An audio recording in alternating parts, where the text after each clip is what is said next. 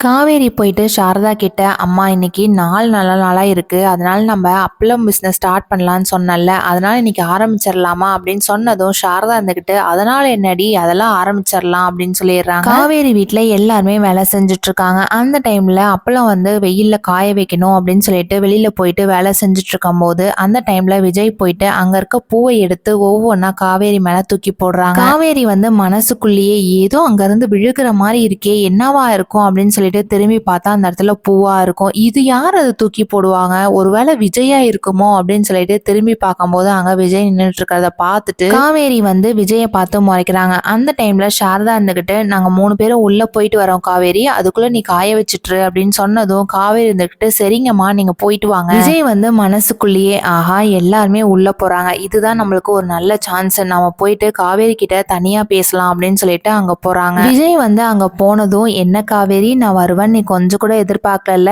இப்போ உனக்கு தெரியுதா நான் உன் மேல எவ்வளவு காதல் வச்சிருக்கேன் அப்படின்னு சொல்லிட்டு காவேரி வந்து ரொம்பவே டென்ஷன் ஆயிட்டு, இங்க பாருங்க விஜய், தயவு செய்து இங்க இருந்து கிளம்புங்க, எங்க அம்மா ஏற்கனவே என் மேல கோவத்துல இருக்கிறாங்க. காவேரி ப்ளீஸ் காவேரி, உன்னை ஹக் பண்ணி ரொம்ப நாள் ஆச்சுல, நான் ஒரே ஒரு தடவை ஹக் பண்ணிக்கிறேன் அப்படின்னு சொல்லிட்டு விஜய் வந்து காவேரியை ஹக் பண்ணிக்கிறாங்க. இதை பார்த்து சாரதா வந்து ரொம்பவே டென்ஷன் ஆயிட்டு, காவேரி நீ என்ன பண்றன்னு யோசிச்சு தான் பண்றியா, எதுக்காக நீ இப்படி பண்ற? காவேரி மேல இருக்க கோவத்துல சாரதா இன்னும் என்ன பண்ண போறாங்கிறத வெயிட் பண்ணி பார்க்கலாம். தேங்க்யூ.